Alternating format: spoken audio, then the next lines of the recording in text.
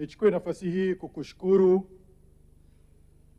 kwa kunipa nafasi hii ili niweze kuchangia kwenye hoja iliyowasilishwa na Mheshimiwa Waziri Mkuu kuhusu hoja ya kuthibitisha uteuzi wa makamu wa rais. Lakini pia nichukue nafasi hii kumshukuru Rais wa Jamhuri ya Muungano wa Tanzania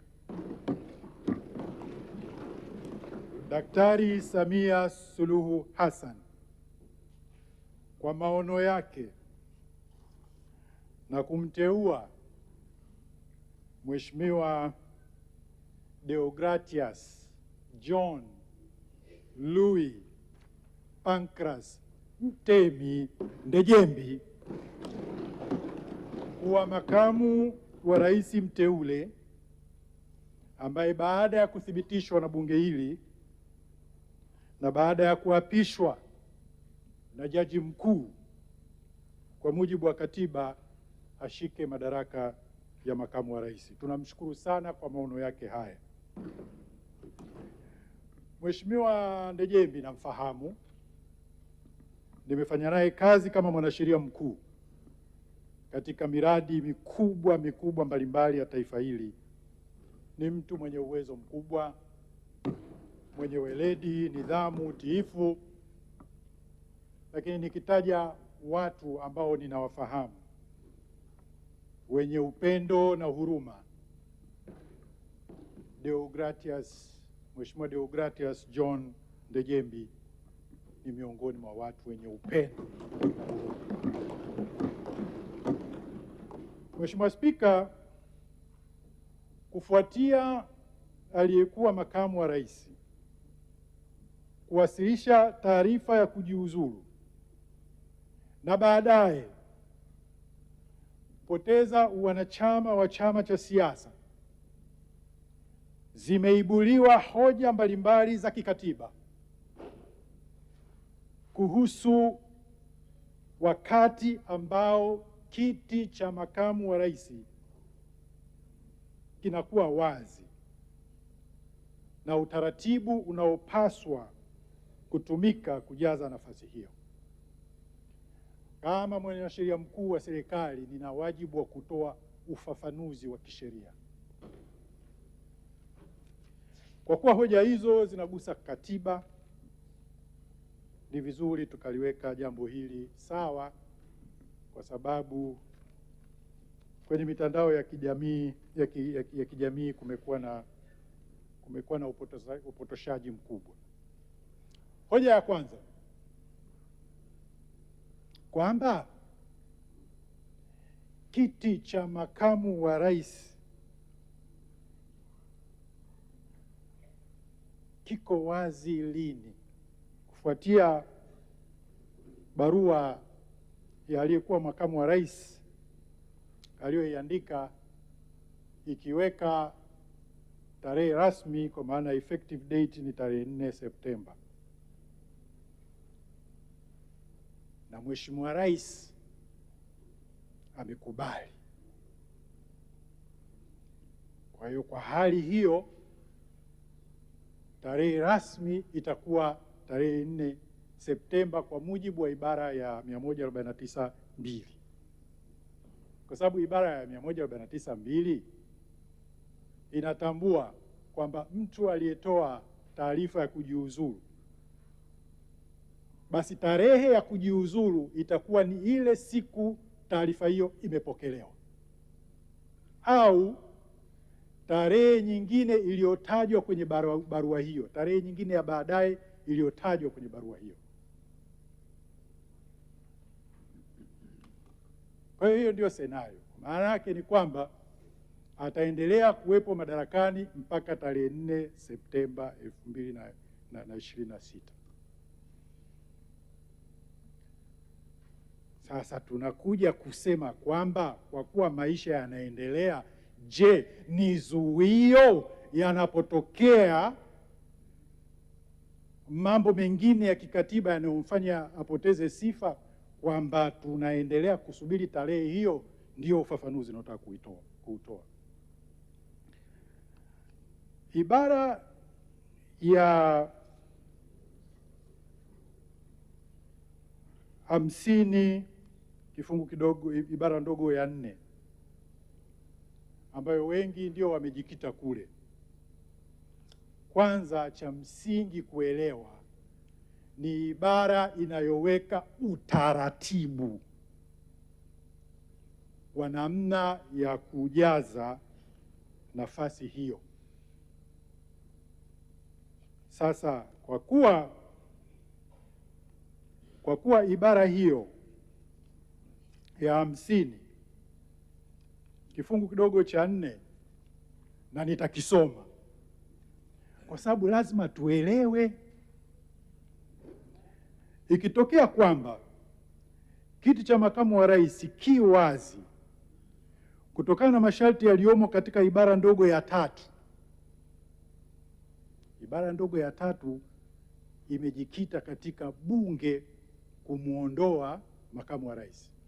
Ibara ndogo ya 3, kifo au kujiuzulu, basi mapema iwezekanavyo na kwa vyovyote vile ndani ya siku zisizozidi 14 baada ya kushika madaraka yake, rais atamteua mtu atakayekuwa makamu wa rais, na uteuzi huo utathibitishwa na bunge kwa kura za wabunge walio wengi. Kwa hiyo wengi walijielekeza kwenye ibara hii kwa kuwa suala la kuvuliwa wanachama halijatajwa hapa, basi kiti hakiko wazi. Sisi wanasheria kuna kitu kinaitwa Principles of Statutory and Constitutional Interpretation,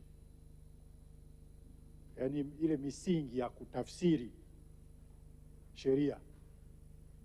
Moja ya msingi pamoja na misingi mingine ni msingi unaitwa the Doctrine of Harmonious Construction, kwamba unapokuwa unatafsiri vifungu vya katiba na ukakutana na kifungu kinakutatiza ukiviangalia vingine, basi unatakiwa ufanye harmonious interpretation. Sasa kwa sababu issue ni makamu wa rais, unataka kumjua huyo makamu wa rais ni nani na ana sifa gani. Kwa hiyo unaachana na ibara hii, unabidi uende ukamfahamu sifa za makamu wa rais ni nani. Maana hizo ndio sifa za makamu wa rais. Inasema ibara ya 47 ibara ndogo ya 4, mtu hatateuliwa kugombea au kushika. Mara nilimsikia mpotoshaji mmoja anasema ibara hiyo inahusu wakati wa kugombea tu. Inasema kugombea au kushika. Aliyekuwa makamu wa rais aligombea. Mheshimiwa Deogratias Pancras Jembebe yeye anakuja kushika.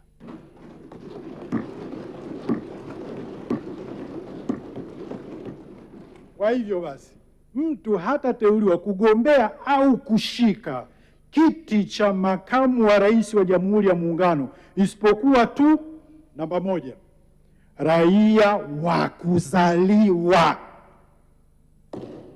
wa Jamhuri ya Muungano kwa mujibu wa sheria ya uraia. Kwani hiki kipo kule? Si tumetaja tu ibara ya 3, kifo au kujiuzuru. Kwa hiyo kwa sababu hakijaandikwa kule, akichukua uraia wa kigeni tunakuwa na makamu wa rais wa kutoka nje. Haiwezekani. Tunatafsiri vipi vifungu na sheria? Hiyo akishachukua uraia wa kigeni sio raia wa Tanzania, tayari hiyo sifa amepoteza. Lakini pili, ametimiza umri wa miaka 40. 3, ni mwanachama na mgombea aliyependekezwa na chama cha siasa.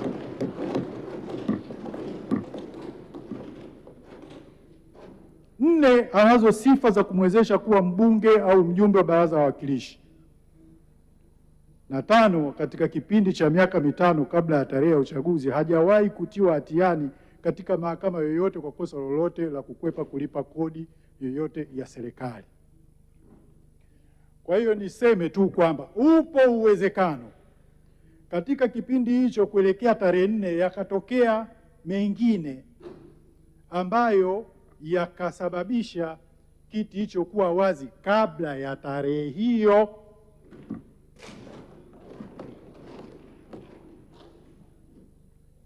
Lakini kiti kinakuwa wazi kwenye mazingira gani? Hiyo ni muhimu sana tukaielewa. Kinakuwa wazi katika mazingira gani? Kwanza, muda wake utakapokwisha. Muda wa makamu wa rais ukiisha, kiti kiko wazi. 2, akifariki dunia akiwa katika madaraka. Likitokea hilo, kiti kiko wazi. Itakuwa wazi tu. Atakapoapishwa kuwa rais, baada ya kiti cha rais kuwa wazi. Na hili limetokea. Kwani hili limeandikwa kule? Si wamesema kifo, kujiuzuru na masharti ya ibara ya kuondolewa. Kwa hiyo likitokea hili, maana hili limetokea kwamba aliyekuwa makamu wa rais baada ya kifo cha mheshimiwa rais ameapishwa, hicho kiti kimeshakuwa wazi. Atakapotiwa hatiani kwa kosa la jinai linaloonyesha utovu wake wa uaminifu, atakapoapishwa rais mwingine kushika nafasi ya rais pamoja na makamu wake, atakapoondolewa madarakani baada ya kushtakiwa bungeni kwa mujibu wa masharti ya ibara ndogo ya 3 ya ibara hii. Sasa hii ya mwisho mnisikilize vizuri. Atakapoacha kushika kiti cha makamu wa rais, vinginevyo kwa mujibu wa masharti ya katiba hii. Mbona hutaki kuwa unaandika katiba unajaza vitu, unaweka moja inachukua mengine yote? Kwani si unaweza ukatokea ugonjwa aidha kimwili au kiakili? Hawezi tena, kwa sababu huku masharti ya katiba makamu wa rais ndio atakayemsaidia mheshimiwa rais kutekeleza majukumu yake. Hasa hawezi, anaumwa. Ndio hii H. Lakini H ndio inaenda kuyabeba yale yote, zile sifa zote, kwamba amesita kuwa raia wa Tanzania, labda ameondolewa wanachama na kadhalika. Kwa hiyo hii H, atakapoacha kushika kiti cha makamu wa rais, vinginevyo kwa mujibu wa masharti ya katiba hii, ikitokea hilo, hicho kiti kiwazi. Sasa kiwazi lini?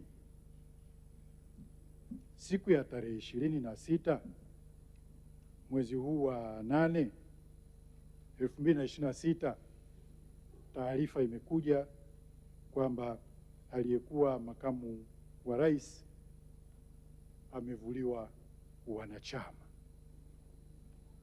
Kwa hiyo akivuliwa wanachama, hivi makamu wa rais ni nani? Nimewatafsiria. Hiyo sifa mojawapo hapo imeondolewa.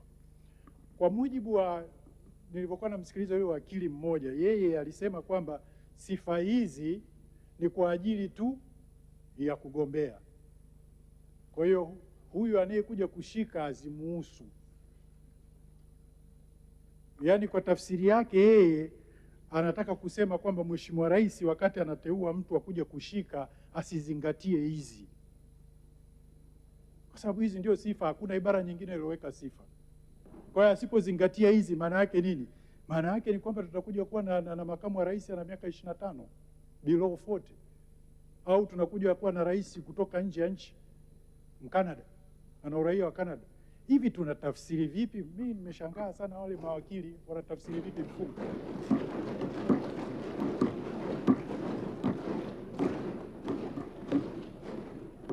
Yaani nchi hii iwe na makamu wa rais kutoka Sweden. Ndio maana tunasema ibara ya 54 na hii ya 47 lazima ziwe harmoniously construed and interpreted. Vinginevyo unaweza ukapata shida. Lakini niseme kitu kimoja cha msingi, maana hii ibara si wanasema kwa sababu haijataja kuvuliwa wanachama. Kwa hiyo kwa maana hiyo hii ibara ya 54 bunge ambalo linataka kufanya hii kazi leo inatoa tafsiri tofauti. Je, tumeshawahi kuitumia ibara hii kwa jambo au mazingira yoyote ambayo hayajatajwa? Maana tumesema kifo, kujiuzuru na yale masharti ya ibara ya 3 ambayo ni bunge linapokuwa kumwondoa.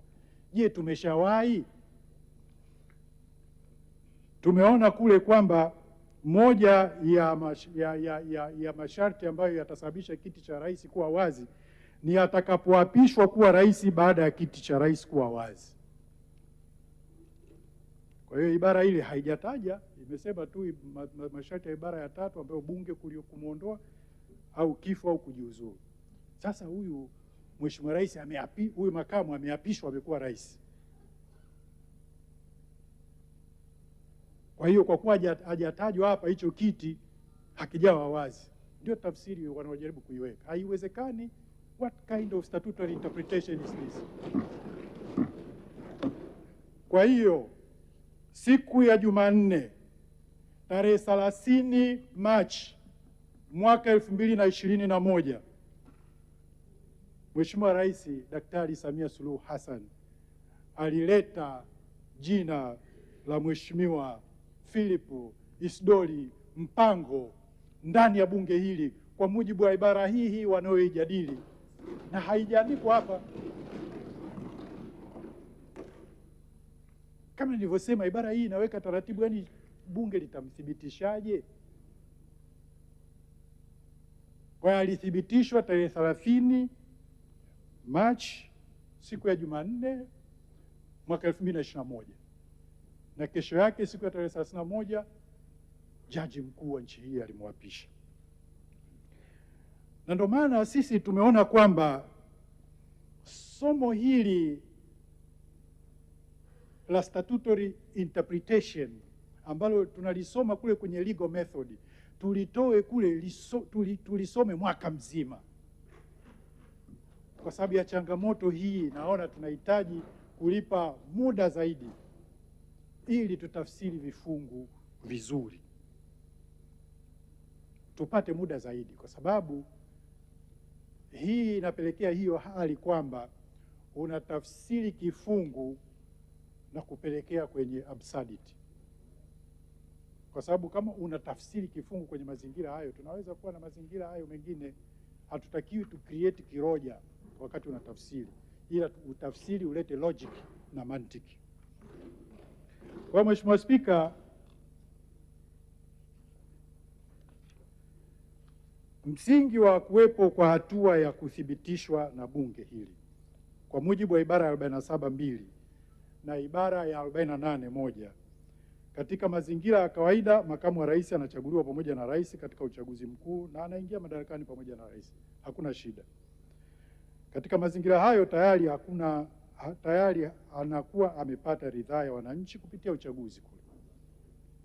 Lakini nafasi inapokuwa wazi katika kipindi mtu anayeteuliwa hajachaguliwa moja kwa moja na wananchi, ndio maana katiba imeweka uthibitisho wa bunge hili kwa wawakilishi wa wananchi wote, ili ridhaa hiyo itolewe na bunge kwa niaba yao.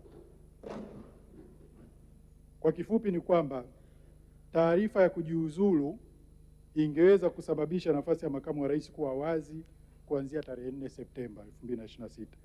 Lakini kabla ya tarehe hiyo kufika, limetokea suala la kupoteza uwanachama na limesababisha kupoteza sifa ya kushika kiti kwa mujibu wa ibara ya 47(4)(c) ya katiba, lakini ikisomwa pamoja na ibara ya 52(h) ile ambayo inayosema litakapotokea jambo lingine lolote kwa mujibu wa katiba. Kwa hiyo Mheshimiwa Spika, naomba niliarifu bunge lako tukufu, hakuna changamoto yoyote ya kikatiba.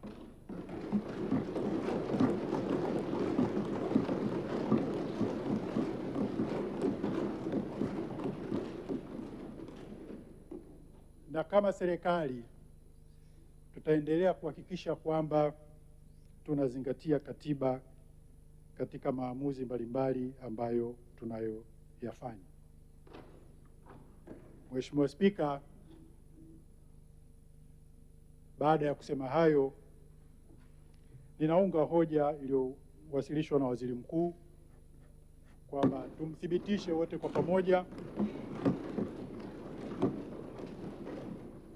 Mheshimiwa Deogratias John Louis Pancras Mtemi Ndejembi, ili baadaye hatua zinazoendelea aweze kuja kuwa makamu wa rais. Mheshimiwa Spika, kwa heshima na taadhima naunga mkono hoja. Asante sana.